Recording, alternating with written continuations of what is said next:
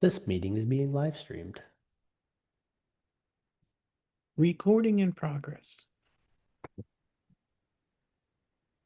Throw me off like that. Okie doke. Let's roll. Hello and welcome to the Warrior House podcast, where Warrior Pride lives. I'm your host, Ryan Reingart, joined by my co-host, Mike Sangster. Thank you for joining us on episode 108 of the Warrior House podcast. If there was ever a time, Sangster, it's now the time to say that we are officially in fall. I think Yeah, Saturday, the home football game was the end of summer as we know it. yeah, I 10 out of 10 agree with that. It's been pretty cold and rainy now. Yeah. It is So officially October. Yeah. Spooky season continues, of course. Lions Absolutely. football season continues, of course. Wayne State athletics fall season, fall whatever continues, of course, as we keep on talking about. Well, I will say we're starting out this episode the exact same. It feels like that we've started out every single episode so far this season, which is on a rough note. And in this case, we're starting out with football, Sangster. Yeah, Um, it's not yeah. good. No, it's not good. And thinking about it, I just thought about this now that during this game on Saturday, the home game for the Wayne State football team against Davenport was the 50th anniversary celebration of, I believe, the only GLIAC championship football team that Wayne State has ever had. There were a number of uh, members from that football team out at the game at Yep. that point, and what a what a bad showing in front of what was a very good team at the time. Like, Yep. yes, that's pretty telling of where things are right now, and I think it exemplifies exactly what we feel right now is the state of football is really rough. Yeah, it's just not great right now. And I don't know how much more we can harp on it. Uh Probably the only other team that can say they did better is your 2010, 2011 team. Next year's coming up on 15 years of that. Hopefully there'll be something out there for those guys to come down like these guys did this year. Uh, it's kind of your only team that was better, and to put on a performance like that is it's just not good enough. Statistics that they are what they are. Justin Cox got the start in this game. It doesn't look like any other quarterback played. 11 for 25, 138 yards, two interceptions, no touchdowns, sacked three times. Uh, he rushed a total of six, so I assume that sacks get thrown in there. Uh, he lost more yards than he gained on options. Running game as a whole, Xavier Tyus actually looked pretty good rushing the ball. He was 10 attempts, 47 yards, about 4.2 yards a carry. That's actually good. So there was some running game for Wayne State, just got kind of balanced out on the option stuff. Receiving not up to par again, 138 yards. Drew Hickmott shines again, four receptions, 62 yards. The only touchdown in this game, well, one, there was a pick six, which we'll talk a little bit later. Pick sixes are awesome. Also, there was a touchdown pass thrown by Xavier Tyus, so kind of cool to see that. But otherwise, it was just another lopsided game. Davenport gets a head out early, and they don't look back. Yeah, no, at no point. And for those who are watching, we posted up at halftime. We had a little end zone fun as Ryan here got to attempt to kick a field goal. I killed every worm in existence, just dragged it right along the earth and took them all out.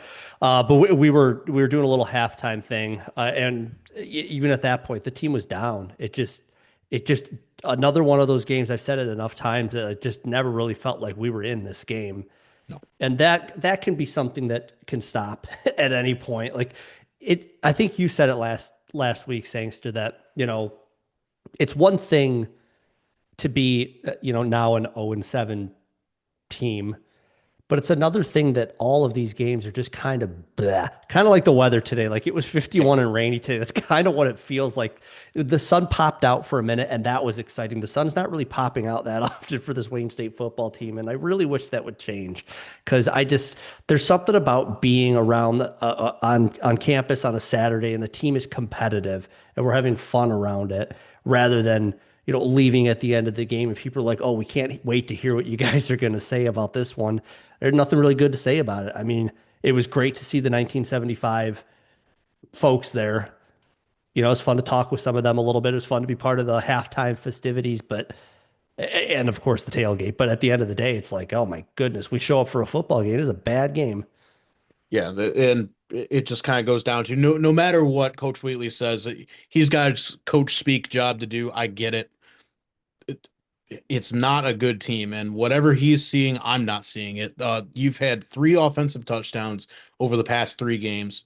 Your quarterback that had the best series, at least not the start, but at least a series of any of the quarterbacks in the room, has now effectively been memory hold. I'm surprised that we haven't gone all Joseph Stalin and erased him from the group picture and the actual stats page. He does pop up there. Uh, in this Davenport game, like I said, a new old quarterback entered the chat. Justin Cox wasn't much better than Champion Edwards has been, and this defense over the course of 7 games down the season has proved that they're exploitable. No matter what the offense does or doesn't do, and the offense doesn't do much right now, with the exception of the Finley game, defense has not given up less than 30 points all season, and it's only gotten worse with the GLIAC play going now. Granted, you've faced some of the better GLIAC teams, you face some of I should say the best, and you've also faced some of just the better GLIAC teams. So where's it going to stop? Kind of the only thing they've got right now is, those awesome forced fumbles and pick sixes. Those are fun to watch. And then the offense just doesn't do anything with it. So Yep. at the end of the day, it's not that it's another losing season. It's that it's going the same way. And in fact, it's going worse than it was last year. And Yeah. with the schedule the way it is, it's the exact reverse of last year's, the home and away games flipping around. You're facing these same opponents mostly in the same order that you were last year, and it's going worse now. Yeah. And, one of the things that we'll talk about this a little bit more in the second half here, but, there's 2 teams at the end of the season that are generally at the bottom that have been at the bottom of the standings, and that's Roosevelt and Northern. They played this weekend. So earlier in the season, Roosevelt got their one and only win of the season against Quincy, who Wayne State lost to. Northern Michigan beat Roosevelt this weekend to get their first win since, I don't know, the Carter administration. Like it's been forever, it feels like, since they've won. Yeah, Joe Biden was still the president. It was just past half term, midterms. Yeah. So, I mean, all of those things continue to be like, and again, we're going to talk about this, but those are 2 teams last season that we were always looking forward to. Like, okay, well, at the very least, at least the end of our season is the lightest part of it. And now it's like that may still be the case, but It's going to be hard. way less confident in that right now. So I completely agree. This is going way worse than last season. Things are definitely trending in a very, very bad direction. And this upcoming week is going to be everything. And I know, again, we're going to talk about that. So nothing really else for me to say on this one, Saints. So like I said, I always have fun going down, tailgating, hanging out with people, talking to folks, going to the game, being part of the festivities, especially being part of halftime. But then, by the time I'm leaving, I'm listening to sad George Strait songs on the drive home again. And that's enough of that. So It's very Detroit Tigers, like 2016 to 17 to like 2022 feelings right now. You go to have for a social event, not for a sports game. yeah, that's exactly right. So we'll move on from football. Again, Thank you. Davenport wins this one. I don't even think we said what the score of this one was. We just jumped right into it. It was bad. Oh yeah, I did have a point on that. It was uh, 49 to 14. Fun fact, Yeah. that's the most points that Wayne State has ever given up to Davenport. Yeah. We'll So get yeah, that last little tidbit out there. yeah, rough little stat there. So let's move on there. We got some cross country action. So our Wayne State men's and women's cross country team headed up to University Center, Michigan for the SVSU Red October. Side note, Hunt for Red October, fantastic movie. And this was on Friday, October 17th. Both the men and women both got first place. There were only two teams here. It was Wayne State and Saginaw Valley. That seems very strange to me that with just like the emphasis that Saginaw Valley puts on at least track and field, maybe not so much cross country, but I would have kind of expected to see some more teams here. But at last, both these teams got first place for team score. The women individually placed second, third, fourth, sixth, and ninth. And the first place individual runner here was from Saginaw Valley, smoked the competition by well over a minute. So not a whole lot to have there. And over on the men's side, individually placed first, second, third, fifth, and seventh. Basically a sweep. So, I mean, that's good enough to be able to take home two first place medals from, again, the SVSU Red October meet. Great showing from our teams. Yeah, absolutely. And it's only going to translate, I think, into what's coming up next, which is postseason cross country action. Up next, we've got the men's golf team. They were kind of a last minute addition, I think. Wasn't what was on the schedule before, but they were out at the Marshall Masters hosted by Albion College on Thursday, October 16th. Wayne State sent two teams out there, the B team and the C team. It doesn't look like there was actually an A team that went out, but I was thinking that too. That was very funky, unless it was a typo. I mean, that does check out though with Albion. The teams that were there were Albion, Wayne State, Trine, Tiffin, Olivet, and Lords. So not exactly a bunch of D2 schools out there. So it kind of makes sense now that they would sound out a B and a C team. And Wayne State did very well. Wayne State's B team got second, and Wayne State's C team got third. Albion's A team got first on their home course. So pretty good showing from those guys. Yeah, Harrison Chapman, Troy Chapman led the way for all of the individuals on the Wayne State men's golf team. I actually believe for the entire field, I want to say they were first and second. You can fact check me on that. And then over on the C team, Andrew Daly and Jack Julian both tied for third individual. So really good stuff there. And if you take the best two from both of those teams, I mean, we smoked the competition by a lot. So it's just the way that we divided up the teams. Albion on their home course, you would assume, were able to show up and perform very well. But both of our teams, I mean, we sent a lot of golfers out there and almost took down the host of this event. Yeah, Wayne State's B team was only one stroke off from at least tying for first. Not sure what a tiebreaker would have looked like there. The C team was about five strokes away, so it was certainly winnable. But also you were exactly right. Harrison Chapman got first overall. Troy got second, and then Andrew Daly and Jack Julian tied for third.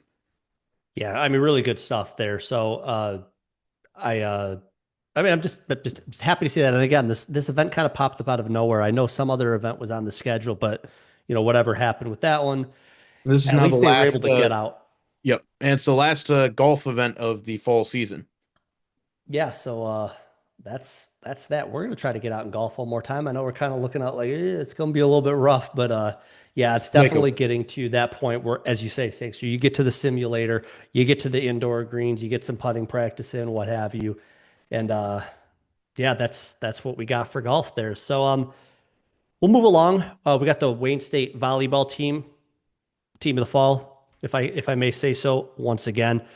They were at the Midwest Regional Crossover. Again, this was a boost your resume event. You have nothing but GLVC, GMAC, and GLIAC teams in this tournament. Really good opportunity here. Back on Friday, Wayne State started out against Rockhurst of the GLVC, and night Rockhurst. Wayne State won with a convincing 3-0 win.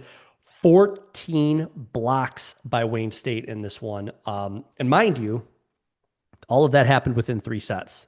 So, I mean, the number 14 doesn't look as impressive if you go all 5 sets, but when you do it in 3 sets, and by the way, you won them pretty convincingly, so you didn't really play as many points as you could have in these 3.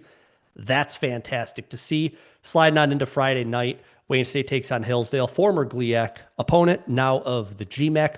Wayne State wins this one 3-1. Big 25-11 set 1 win by Wayne State. Fantastic there. I think Hillsdale came back 1 set 2, and then Wayne State closed it on out in sets 3 and 4. Were able to win this one.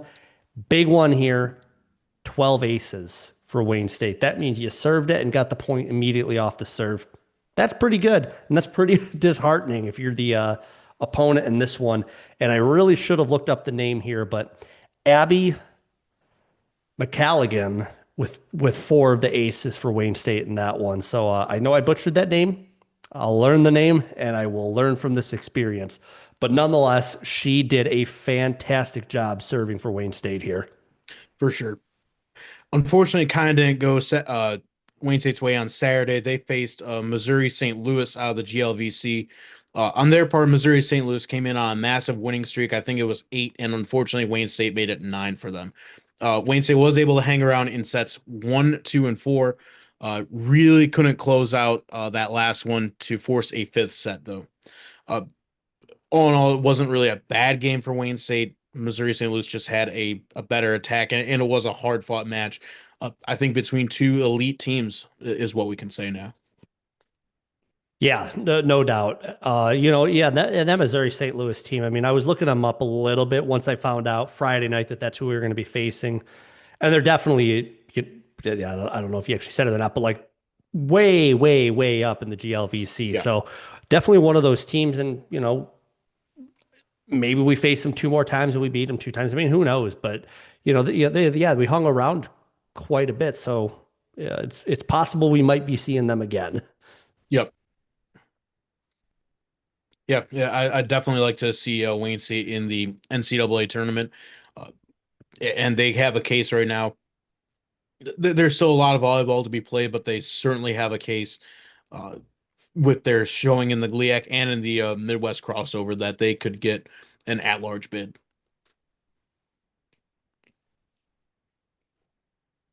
Yeah, so then good stuff from the Wayne State volleyball team. Moving on over to the swim and dive team on Saturday, October 18th, the Detroit Diving Classic was happening. This one says there was no team scores, but team point totals were added up. So not exactly sure what that means.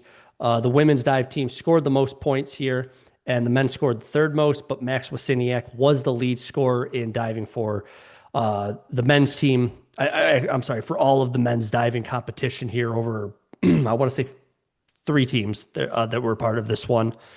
And yeah, I mean, it just further proves this.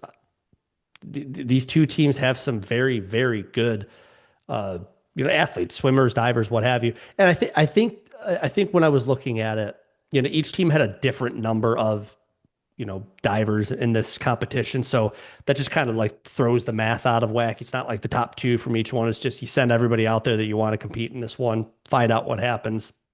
And in this case, from what I was looking at from the score sheet, kind of seems like both teams performed better than the opposing. Both the men's and women's dive teams performed better from what I was able to kind of gather from the scoring. Yeah. Uh, for his efforts here, Max Wasiniak did get GLIAC Diver of the Week. It looks like that was just announced today. And also on the women's side, Alicia Viaches, I think won it overall in women's competition. She got the first in the uh, 1M championship. Oh, the 1 meter dive. Yep. Interesting. There's two 1 meter championships. I don't get it. Hmm. But maybe that's just a typo. Oh, wait. Here we go. Um, yeah, that's a typo. Alicia competed in the 3 meter dive. Uh, Hannah Cyburn got second in the 1 meter dive. There we go. Yeah. So, I mean, really, really good showing there. Again, still pretty early on in the season for these two, for these teams. And I know we're going to be talking about, no, we're actually not going to be talking about swim and dive here coming up in here in the second half. It's just that funky time where they kind of have some events here and there. And, we'll see what happens here. I do actually, now that I'm looking at the schedule here, I see that the alumni meet is on the schedule. So we'll talk about these two teams here in the second half as well. Um, but yeah, fun stuff from them. And then last but not least, probably the biggest event I would say from the past weekend, in fact, a 3-day event, is the Wayne State men's tennis team headed out for the ITA Cup, and Harry Forsyth and Louis Klaus were part of this one. They were a duo and got to compete in this one. So what happened here in the first two matches of the tournament, Wayne State was did drop to the team from their opponent was skipping the top of my mind here. Um, but as the tournament progresses on, it kind of almost operates like not like a round robin, but like I don't know what would you call it, Saints? Where you have like a bunch of Like events that kind of places you for the bracket portion. probably like a double elimination with like a consolation bracket would be my So, something like something like that. that. So yeah, so the first 2 days didn't go amazing for this for these two, but over on day three they take on a duo from Midwestern State, and they were able to win that one 6-4 and 6-4 in both the first and second set. So that moved them on. Actually, I think that was their only event in that day. So yeah, again, they just tough competition they went up against here, and this is a men's tennis team, as we've been talking about, has quite a bit of turnover. At least Cedric Grant not being around anymore is kind of the name that we would be able to mention. But yeah, this is about as tough as it gets. So the fact they were able to go down there and at least get a win, come on back to as we roll into the winter season, take a little bit of a break here. We'll see what comes of this team, but really, really, really kind of cool stuff. And they do have a big time event coming up this week that we're going to be talking about. But that's next week, and that was last week. So I think with Yeah. that, I think we're good to take a break. You think? Yep. Yeah. We'll take a quick break. We'll be back to talk about. We got five sports again to talk about here, Sangster. So we'll be right back. Did I make up the fact that? Yeah. Yeah. Wait. Yeah. Swim and dive on Friday. Alumni meet. It's This is not. what I get for having AI to do this like a while ago. Just like make me an agenda of all the events from this link. Hmm.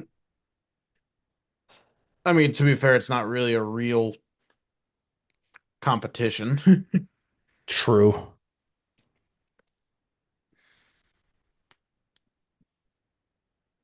Just trying to prove if some old people can beat some young people. That's September. October 24. No, it's actually July. Jeez, if only.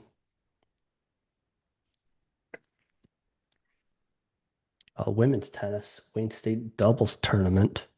Oh,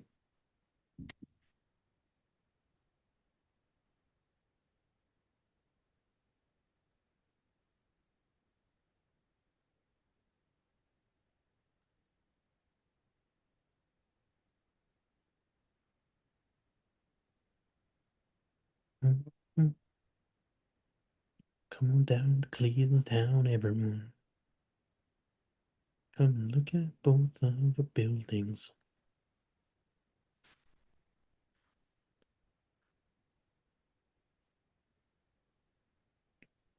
No players have registered for this tournament.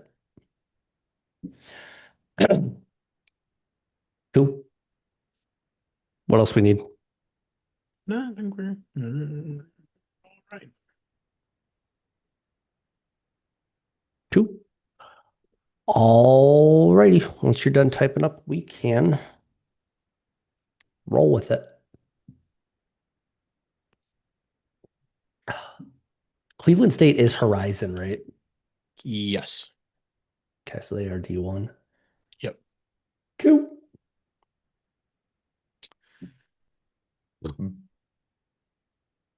Let's do it. And we're back.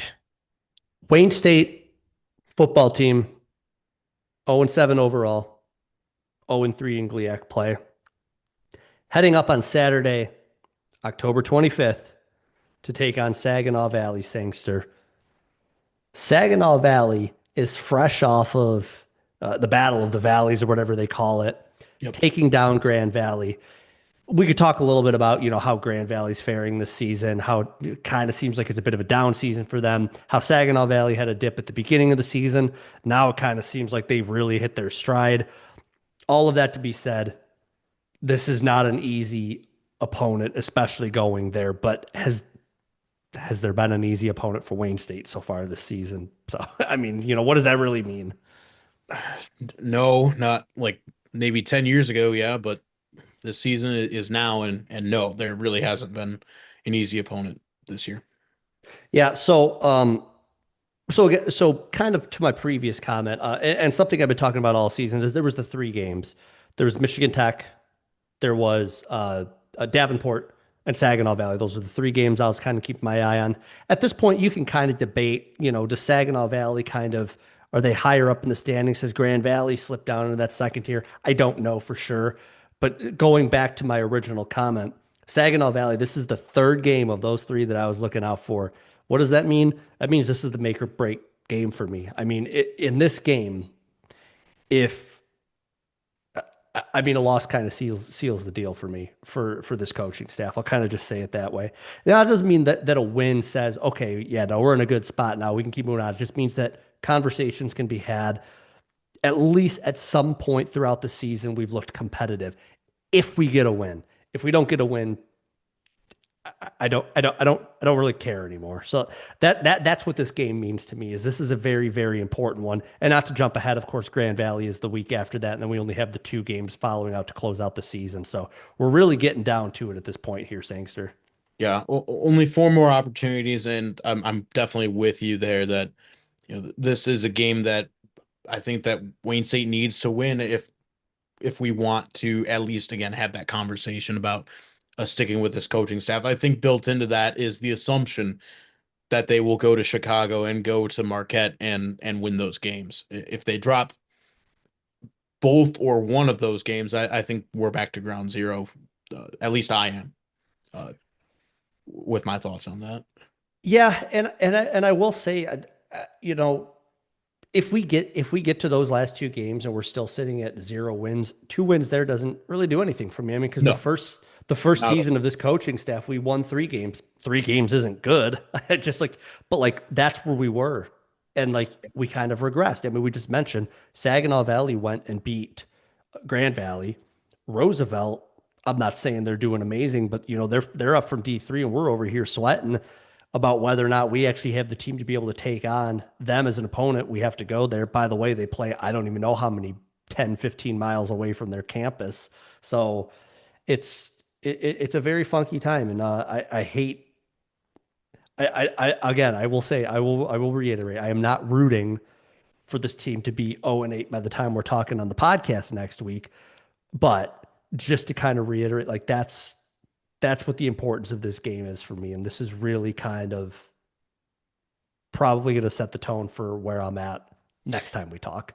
yeah, and you said exactly right that we're not rooting for any losses or anything like that, but there is going to come to a point where a change has to be made, and if it means that it's not wanting it to happen, but if a change has to be made because we got embarrassed at Saginaw Valley, we got embarrassed against Grand Valley, we got embarrassed in Chicago and against Northern Michigan. Well, then that is what's going to happen, and nothing we say or do can or nothing we say is going to change that. It's all up to the coaching staff what they do in practice and what the team does on the field. Uh, kind of just a thing I found for this game, looking at the game notes. Carson Grehan is now listed as a starter for this week. Justin Cox listed at number 2. Champion Edwards off the depth chart, but not memory hold like Braden Seary was. So presumably he's still on the team. Uh, and just kind of the last thing, I'm not even mad anymore. I distinctly remember in seasons like 2015, 2016, even 2017, getting mad when we had like 5 losses, 6 losses, just because we expected more. I'm legitimately reaching the point where I'm not even mad. It's just like this is what they are. And until something changes, and part of it's also being 30, uh, until something changes that what's the point of even being mad anymore? It's just disappointing now. Yeah, yeah. I mean, it's a scooch of apathy. I mean, for a Yeah. couple of seasons now, we've had the deep down hope that we go out and win some of these games. Early on when we don't have when we the first season, second season we don't win. Team shows a little bit, and we're like, but yeah, but still at the end of the season we're 2-9, we're 3-8, whatever it is. Now we're sitting here at 0-7. It's like, I mean, the numbers just say that is now the expectation. Like Right. the expectation is not that the win percentage is trending up, the offensive performance isn't trending up, the I haven't really looked too much at defensive because I mean, but like all of that just to say like it leads to a Not little bit great. of apathy Yeah. that you're just kind of like, I hear what you're saying, where it's that's where we're at, and I'm it helps a little bit where I'm like, here's what I'm looking at once we get through those three games. This is where I'm at. This is my opinion. Well, this is my opinion. We'll see once we get there. But yeah, it's a really really rough time. I mean, I feel like we're going to keep saying that through the end of the season, unfortunately, but it is a really rough time. And Yeah. it definitely bums me out for some of the players. I mean, guys like Elijah Folks, guys like Anthony Walk, guys like That have Justice stuck it Tuggle. around I for mean, so long. Yeah. they've just been around. I mean, there's so many names out there that we could talk about that they did not expect that their, junior, senior season, we're going to look like this, that they would be on a competitive team. And that's just not what it is. Yeah. And the results speak for themselves right now. The stats speak for themselves. The biggest thing coming into this game against Saginaw Valley, they're going to be a high octane team uh, as far as GLIAC play goes. Ferris State is kind of an outlier, but Saginaw Valley scores the second highest points in the conference right now. Defensively, they're kind of middle of the road, so that might be their Achilles. But it's exactly what you said earlier. What's Wayne State shown that shows that we can beat them? All we've got is hope, and I hope Yeah. that they beat them. But in the world of reality and what's on paper, it's not looking great right now. Nope, it certainly isn't. So again, we're going to be rooting for this team, hoping for a win, hoping we can finally come back on the Warrior House podcast and talk about the Wayne State football team getting a win. We will see what happens, but I will say this: next week is going to be a heck of a conversation that at least I'm going to bring to the table around Yeah. this Wayne State football team. So very much looking forward to that, one way or the other. I think it's going to be it'll be finally time to have that conversation. So good luck to our Wayne State football team as they head on up to take on Saginaw Valley. Big time stuff happening out west, Sangster. The Wayne State men's and women's cross country team are heading out for the GLIAC championships. We've been saying it. Cross country season moves right along. Blink, and all of a sudden you're into the postseason. Here we are, very much into the postseason here. Before you got GLIAC conference championships, regionals, nationals. And that's where we're at right now. So, yeah, huge opportunity here to get some runners into the regionals. There's a lot to run for here. I mean, currently by the And the conference USTF, championship. well, yeah, and a conference championship. Yeah, we can't just breeze over that. But by the USTFCCCA, the Wayne State men are currently sitting at ninth in the Midwest, and the women are sitting at 10th in the Midwest. And that means that we got a little work to do. I believe it's the top 8 teams that make it into regionals. So, we got to kind of place a little bit higher than what we're ranked at right now, and that is fine. We've seen a number of runners for, both of these teams that, have improved their times. Ella Showerman got back with us after the last thing that we posted about her just really, really cutting the time down quite a bit. So, all bets are off once you get out here. We've performed well against a lot of these GLIAC teams throughout the season. We get to see them again. And yeah, I really, really hope by the time we're talking again, we're looking at definitely a podium finish for this team. Definitely a top 3 for both of these teams would be fantastic. And then figuring out some way to get this team over to regionals, I think would be at the very least some representatives, but the team as a whole, I think would be a lot of fun to see. Yeah, you took the words right out of my mouth that, yeah, at least getting an individual runner or two would be a solid thing to have. But if you could get the whole dang team, that'd be something else. I'm not sure that Wayne State has ever done that before. On the swim and dive side, kind of a scrimmage type deal. It's the annual Wayne State alumni meet at Wayne State on Friday, October 24th. Uh, some old swim divers are going to come back, swim in their home pool, and compete against some current members of the swim and dive team. Yeah, good stuff there. Probably a lot of fun. So good luck to everybody who showed up there. I hope it's a fun event. Big, big, big men's tennis action, Sangster. They're heading out to the land, as some people call it, for the Viking Invitational. What do we got? I'm hoping that they'll have some fun times in Cleveland this weekend. It's going to be a huge competition, like you said. Cleveland State is hosting the Viking Invitational on Friday, October 24th through the 26th. Uh, Hopefully, we're going to be seeing some Division One opponents there. We haven't got a full rundown yet. Cleveland State does play in the Horizon League, so maybe we see, obviously Cleveland State's going to be there. You would hope that maybe they could bring in something like a Dayton, uh, Toledo, maybe some other MAC schools from around. There might be a couple other Horizon teams there too. Not really sure who we're going to see there yet, but presumably it's going to be a big competition, and we'll see some D1 opponents. Yeah, I mean, yeah, a 3-day event too. I mean, my goodness, like there's going to be a lot going on here, and this is just real. This is another one. Like this one popped up on the schedule when we were putting the agenda together. I don't know that I remember we took part in this before. We may have, but like there's definitely one of those. Like That sounds new. this, this definitely feels like a lot of D1 competition here. Probably some D2 coming in as well, but yeah, really really cool stuff. I mean, especially our two guys that are coming off the ITA Cup.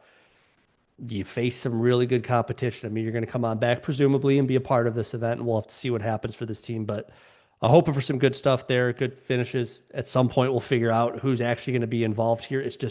It's not really documented right now. So we will definitely talk about all of these. This will probably be a center of attention alongside football next week, as well as cross country. So definitely going to be one of the three big sports we're talking about next week. Really quick here, the Wayne State women's tennis team is staying home on Saturday, October 25th. The Wayne State doubles tournament is happening. Again, nothing really documented about who's going to be a part of this one, but presumably some of the local teams, local schools that we're used to seeing, and hopefully some good stuff there as well. Yep.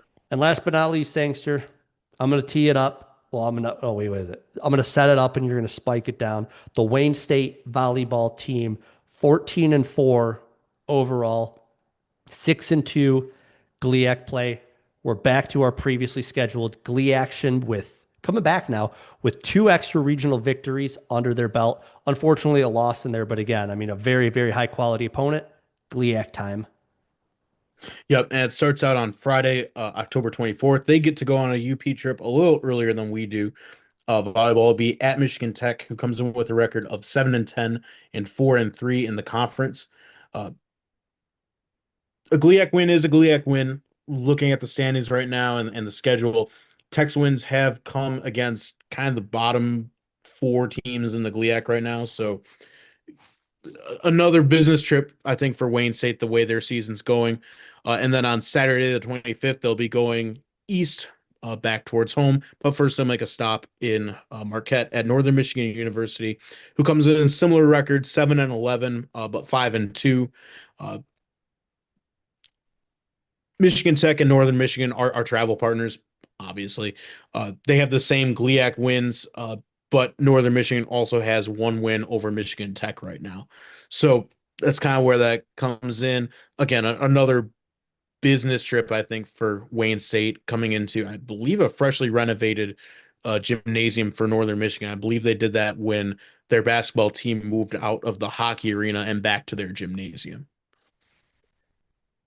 Yeah, I do think I do think you're right about that. You know what's funny? What's funny? Well, I don't know why I said it's funny. There's nothing funny about it. This is the only time we played Northern Michigan and Michigan Tech. You know, we don't have a home and away series with them, so Oh, this is our one shot at these two teams. So I mean, yep. yeah, you said this is a business trip. Boy, this is a very important business trip at this point because yeah, I mean, if something happens against one of these two teams, you don't get that. Hey, we get them back at home. Like this is your chance here. So really, really important away weekend for this team. So I didn't know that. I'm glad I looked at the schedule there. So when we put the Instagram thing up and our volleyball players see it, they're like, "We got it." The Warrior House said, "We got to go and win this one, guys. We got to go win this one." So, really, Please do really, that in spite of us, please. No yeah, it's matter like when what we you say. joked, like, yeah, like Ella Showerman did not run way faster because of us. I promise you that. So she was going to run fast regardless. This Wayne State volleyball team was going to go and perform regardless. But that being said, hopefully they can go and get this is one of those like because of that talking point right there. A 2-0 weekend here is not a must, but even more important that at the very least you get 1-1, but that you can get that 2-0 because, like I said, you don't get another shot at these two teams, and they just, they beat you in the season series if you lose to one of them. So, hoping for a really really good outcome here. I'll definitely be watching on Friday as they take on Michigan Tech and go for a away weekend series sweep at Northern Michigan on your way back down. So really cool stuff there, Sangster. Yeah, and looks like that wraps up this upcoming week. That's what we got. So, I know we'll be following along, like I said, with a lot of these teams, hoping for some good stuff here. A lot of them, of course, are out of town. So, sorry, we can't make it to everything. At some point, we'll see a lot of these teams in action that isn't just the football team.